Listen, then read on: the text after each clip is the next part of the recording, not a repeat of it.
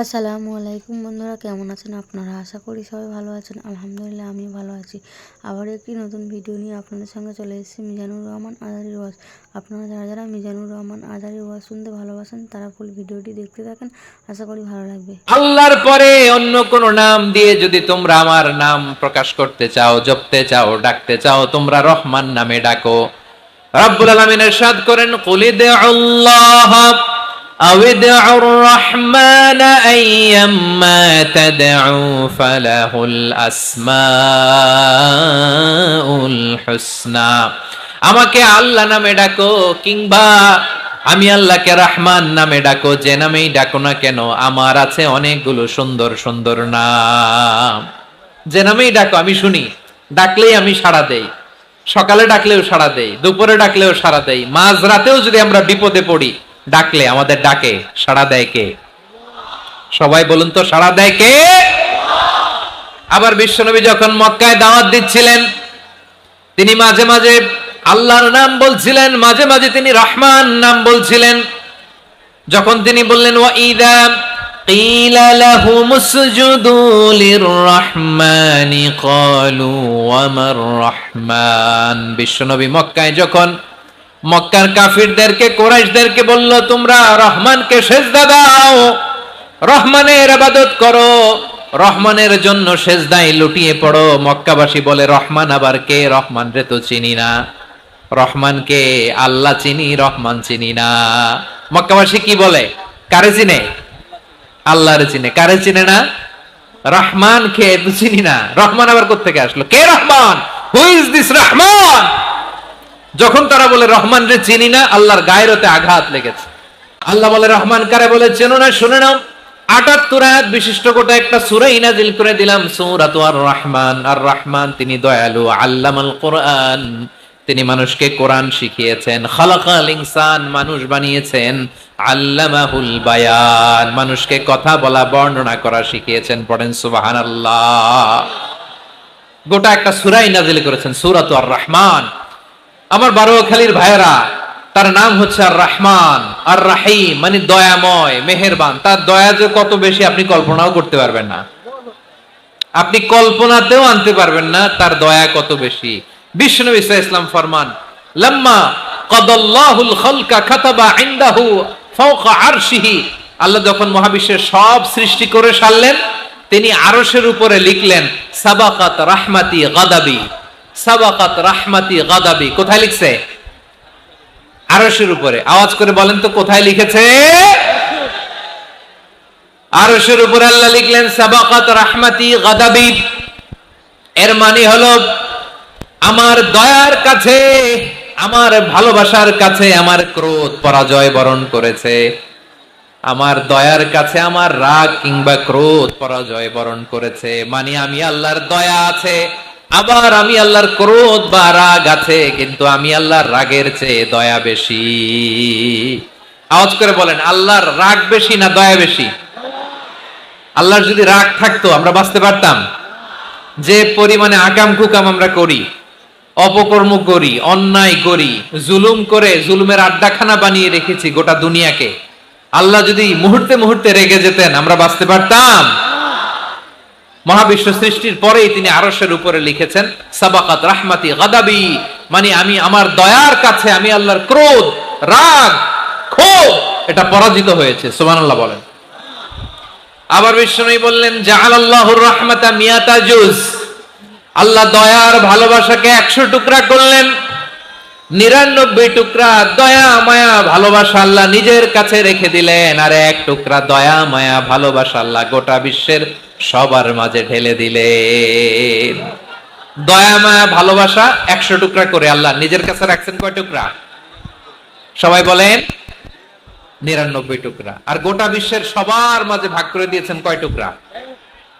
এবার এই ১ টুকরার নমুনা দেখেন তো পৃথিবীতে। স্বামী স্ত্রীর জন্য কত ভালোবাসা, বন্ধু বন্ধুর জন্য কত ভালোবাসা, গার্লফ্রেন্ড বয়ফ্রেন্ডের জন্য গলায় ফাঁস লাগায়, আছে না নাই? এই এখন গলার আওয়াজ বাড়ছে ইয়াংদের। হুজুর এখন গার্লফ্রেন্ড বয়ফ্রেন্ডের ভিতরে ঢুকছে, এখন আমরা আছি হুজুর। জেগে উঠছে বারোয়াখালী। দেখেন এই তো কয়েকদিন আগেই তো, কত বছরের 12 না কত বছরের এক মেয়ে, কত বছর, 11। ওই দেখেন সব মুখস্থ দুষ্টগুলার, আর কিছু মুখস্থ না থাকলে এগুলো মুখস্থ। 11 বছরের, তারে কি বলবো, তরুণীও তো না, কিশোরী। এই কিশোরী ভালোবাসার টানে বাপ মা থুইয়া চলে গেছে কোথায় দেখেন। ভালোবাসারে আল্লাহ 100 টুকরা করেছেন, 99 টুকরা ভালোবাসা আল্লাহ নিজের জন্য রেখেছেন, এক টুকরা আমাদের সবাইকে ভাগ করে দিয়েছেন। যত পাখি আছে পৃথিবীতে, যত মাছ আছে, যত প্রাণী আছে, যত মানুষ আছে, যত জিন আছে, আমরা সবাই মিলে পেয়েছি ভালোবাসার কয় টুকরা। আর আরশে আজিমের অধিপতি আল্লাহ, তিনি তার কাছে ভালোবাসা রেখে দিয়েছেন কয় টুকরা। তাহলে এবার আওয়াজ করে বলেন, আল্লাহর রাগ বেশি নাকি দয়া বেশি? আল্লাহ তুমি দয়ার সাগর, রহমানুর রহিম, তোমার দয়ায় পূর্ণ আমার সারা নিশিদিন। সবাই পড়েন, আল্লাহ তুমি দয়ার সাগর, রহমানুর রহিম, তোমার দয়ায় পূর্ণ আমার সারা নিশিদিন। আল্লাহু আকবার। আল্লাহ বলেন, রাহমাতি ওয়াসিআত কুল্লা শাই, গোটা বিশ্বের সব জায়গা আমি আল্লাহর রহমত বিস্তৃত, এমন কোন জায়গা নাই যেখানে আমি আল্লাহর রহমত নাই। ঠিক কিনা বলেন? এমন কোন জায়গা নাই আমি আল্লাহর রহমত নাই। আমি আল্লাহর রহমত ছাড়া গাছের একটা পাতা নড়ে না, আমি আল্লাহর দয়া রহমত ছাড়া গাছের একটা পাতা পড়ে না, আমি আল্লাহর দয়া রহমত ছাড়া আকাশ থেকে এক ফোঁটা বৃষ্টি ঝরে না। তিনি হলেন রহমান, তিনি হলেন রাহিম। ঠিক কিনা বলে? আল্লাহরে চিনতেছেন? আলোচনার বিষয় কি? আসুন আমাদের রবকে চিনি। তিনি হলেন আর রহমান, তিনি হলেন আর রাহিম। তার দয়ার কোনো শেষ নাই, তার মায়ার কোনো শেষ নাই। বনি ইসরাইলের এক লোক 500 বছর আল্লাহর ইবাদত করেছে। কয় বছর? কোথায় জানেন? সাগরের মাঝখানে এক পাহাড়, ওই পাহাড়ের উপরে বসে 500 বছর টানা আল্লাহর ইবাদত। দিনে আর রাতে একবার করে নিচে নামতেন। সেখানে আল্লাহ তাআলা পাথরের ভেতর থেকে তার জন্য মিঠা পানির ব্যবস্থা করে দিয়েছেন, আর একটা ডালিম গাছের ব্যবস্থা করে দিয়েছেন। সকালে নামলে একটা টসটসে ডালিম, রাতে নামলে টসটসে ডালিম। এগুলো খেয়ে খেয়ে 500 বছর সে আল্লাহর ইবাদত করেছে। আর সে আল্লাহর কাছে বলেছে, আল্লাহ আমি যখন মারা যাব সেজদারত অবস্থায় যেন মারা যাই। ঠিকই আল্লাহ সেজদারত অবস্থায় সাইয়েদনা আজরাইলকে পাঠিয়ে দিলেন। সেজদারত অবস্থায় লোকটা মারা গেল। 500 বছর ইবাদতের পরে আল্লাহর দরবারে কিয়ামতের কঠিন ময়দানে যখন লোকটা হাজির হয়ে যাবে, আল্লাহ বলবেন, আদখিলু আবদি আল জান্নাতা বিরহমাতি, আমার বান্দাকে আমার দয়া, আমার ভালোবাসা দিয়ে জান্নাতে ঢুকায়া দাও। 500 বছর ইবাদত করছে তো আমার দয়ায় আমার বান্দারে জান্নাত দাও। এই বান্দা বলে, বালবি আমালি, আল্লাহ তোমার দয়া লাগবে কেন? আমি আমার আমল দিয়ে জান্নাতে যেতে চাই। কি দিয়ে? কথা বুঝে নাই বোধহয়। আল্লাহর এই বান্দা কি দিয়ে জান্নাতে ঢুকতে চায়? আমল দিয়ে। আল্লাহ বলছে, আমার দয়ায় আমার বান্দারা জান্নাতে নিয়ে যাও ফেরেশতারা। এ বলে, আল্লাহ তোমার দয়া লাগবে কেন? সেজদা তো কম দেই নাই, জিকির করতে করতে 500 বছর শেষ করে দিলাম, আবার তোমার দয়া লাগবে? আমি তো আমার আমলেই জান্নাতে যেতে পারি। আল্লাহ বলবেন, তাই ঠিক আছে, আমি চাইলাম দয়া দিয়ে জান্নাত দিব, তুমি চাইলে আমল দিয়ে ঢুকবা। ঠিক আছে, তোমার আমল আর আমার যে দয়া, দুইটার একটু মাপ দেই। তোমার 500 বছরের ইবাদত এক পাল্লায় রাখো। আর আল্লাহ বললেন, আমি যে দয়া করে এই দুনিয়ার নাজ নেয়ামত বিউটি সৌন্দর্য দেখার জন্য তোমারে 2টা চোখ দিয়েছিলাম, 2টা নয়, একটা চোখ আরেক পাল্লায় রাখো। রাখা হবে, দেখা যাবে ওই 500 বছরের ইবাদত হালকা হয়েছে, আর মুহূর্তের মধ্যে আল্লাহর দেয়া একটা চোখের নেয়ামত ভারী হয়ে গিয়েছে। আল্লাহ বলবেন, তোমার কথা মতো মাপ দেয়া হলো, এবার ফলাফল দেখো, হিসাব বলে তুমি এখন জাহান্নামে যাবা। Go to the hell fire, যাও এবার জাহান্নামে যাও। মাপ জোখে যখন আসছো আমার সাথে হিসাব ক্যালকুলেশন, যাও তুমি এবার জাহান্নামে যাবা। এবার লোকটা কাচুমাচু করে বলে, আল্লাহ আমি বুঝি নাই, আল্লাহ আমি বুঝতে পারি নাই, খেয়াল করি নাই, তুমি আমারে ক্ষমা করো, তুমি আমারে মাফ করো। ও আল্লাহ, এবার আমি টের পেয়েছি, এবার আমি বুঝতে পেরেছি, তোমার দয়া ছাড়া দুনিয়ায় কেউ জান্নাতে যেতে পারবে না, কেউ পারবে না। আল্লাহ বললেন, ওরে গোলাম, তুই তো কিছুই ছিলি না, অস্তিত্বহীনতা থেকে তোরে অস্তিত্বে আনলো কে? ওই ছোট্ট শুক্রাণু থেকে মায়ের পেটে 9 মাস ধরে খাবার দিয়েছে কে? আবার সুস্থতার সাথে দুনিয়ার বুকে তোরে ডেলিভারির ব্যবস্থা করে দিল কে? আবার তোর মায়ের বুকের ভেতরে 2টা খাবারের লাইনের ব্যবস্থা করে দিল কে? আবার তোকে শৈশব পেরিয়ে কৈশোর পেরিয়ে তারুণ্য, তারপরে যৌবন, এগুলো দান করলো কে? তার চেয়ে বড় কথা, পাহাড়ের মাঝখানে, সাগরের মাঝখানে 500 বছর ইবাদত করার শক্তি তোর গায়ে দিয়েছে কে?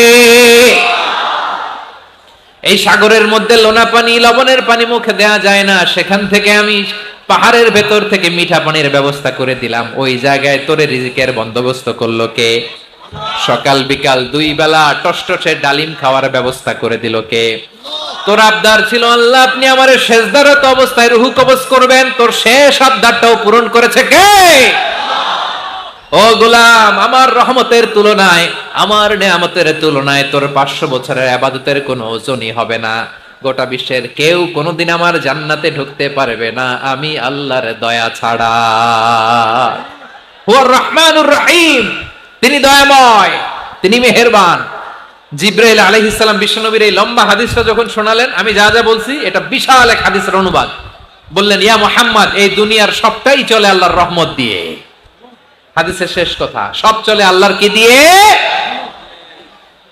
তখন বিশ্বনবী সাহাবাদের বললেন, ও সাহাবারা শোনো, আল্লাহর জান্নাতে কেউ কোনোদিন প্রবেশ করতে পারবে না তার রহমত ছাড়া। সাহাবারা বললেন, ইয়া রাসূলুল্লাহ, আপনিও না? আপনিও কি আল্লাহর রহমত ছাড়া প্রবেশ করতে পারবেন না? বিশ্বনবী বললেন, না, আমিও না। আমি বিশ্বনবীও আল্লাহর জান্নাতে আল্লাহর রহমত ছাড়া ঢুকতে পারবে না। তবে কিয়ামতের দিন আল্লাহর রহমত আমার চারদিকে বেষ্টনী দিয়ে থাকবে। আল্লাহ নিজের পরিচয় দিয়ে বললেন, আলিমুল গায়বি ওয়াশ শাহাদাতি হুয়ার রহমানুর রহিম। আমি হলাম রহমান, আমি রাহিম। আল্লাহরে চিনছেন? ও বারোখালীর ভাইয়ের, আপনার রবকে চিনতে পারতেছেন? তিনি দয়ার সাগর, তিনি মায়ার সাগর। তার দয়ার সাগর যে কত বড় আপনার কল্পনাতেও নাই। এজন্য আপনার পাপ যত বড় হোক, অন্যায় যত বড় হোক, অপরাধ যত বড় হোক, আপনার জুলুম যত বড় হোক, আল্লাহর রহমান নামের দরিয়া তার চাইতেও বড়। আল্লাহ বলেন, খুলিয়া ইবাদিয়াল্লাযীনা আসরাফু আলা আনফুসিহিম লা তাকনাতু মির রাহমাতিল্লাহ ইন্নাল্লাহা ইয়াগফিরুয যুনুবা জামিআ ইন্নাহু হুয়াল গফুরুর রহিম। ও আমার গুনাহগার বান্দারা শোনো, জুলুম করেছো, ভুল করেছো, অন্যায় করেছো, আল্লাহর রহমত থেকে নিরাশ হয়ো না।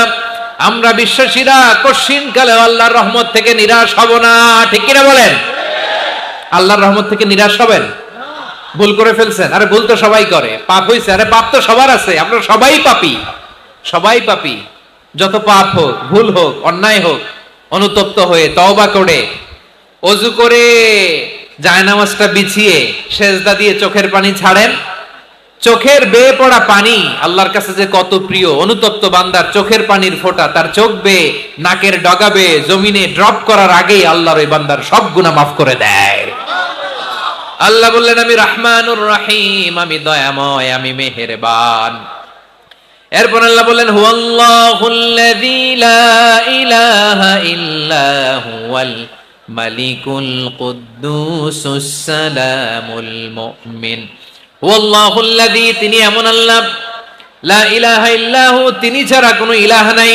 আল মালিক, তিনি হলেন আল মালিক। দুইটা শেষ, আর রহমান আর রাহিম শেষ। এবার আল্লাহ 3 নাম্বার গুণবাচক নামের পরিচয় দিচ্ছেন। আল্লাহ বলছেন, আমি হচ্ছি আল মালিক। আমি কি? মানে সম্রাট। আল মালিক মানে হচ্ছে the king, the king of kings, সব রাজার বড় রাজা, মহারাজা। তার চেয়ে বড় রাজা আর কেউ নাই, তার চেয়ে বড় সম্রাট আর কেউ নাই, তার চেয়ে বড় ক্ষমতাধর সত্তা মহাবিশ্বে দ্বিতীয় কেউ নাই। চিৎকার করে বলেন ঠিক কিনা? তিনি আল মালিক। আল মালিক মানে ক্ষমতাধর, ক্ষমতার মালিক, রাজা ধীরাজ বাদশাহ। তার ক্ষমতা আর আমাদের ক্ষমতা একরকম নাকি?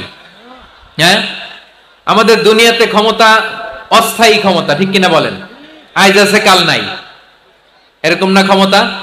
আল্লাহর ক্ষমতাও তো এরকম না, আইজ আছে কাল নাই, এরকম। দুনিয়াতে দেখবেন কোন দেশের প্রেসিডেন্টের ক্ষমতার মেয়াদ কোন দেশে 5 বছরের, আল্লাহর কয় বছরের? 10 বছরের নাকি 20 বছর, 100 বছর? আল্লাহর ক্ষমতার মেয়াদ কতদিন বলেন? বুঝে থাকলে বলেন তো। চিরকাল তার ক্ষমতার মেয়াদ। চিল্লায় বলেন ঠিক কিনা? নিরঙ্কুশ ক্ষমতা, একচ্ছত্র ক্ষমতা বলতে যা বুঝায়, এই ক্ষমতা একমাত্র আল্লাহরই আছে। ভিডিওটি ভালো লাগলে একটি লাইক, কমেন্ট ও শেয়ার করে পাশে থাকবেন বন্ধুরা। যারা যারা শেষ পর্যন্ত ভিডিওটি দেখেছেন তাদের জন্য অনেক অনেক ভালোবাসা থাকলো বন্ধুরা। আর নতুন নতুন ভিডিও পেতে চ্যানেলটিকে সাবস্ক্রাইব করে পাশে থাকবেন বন্ধুরা। ভালো থাকবেন, ধন্যবাদ।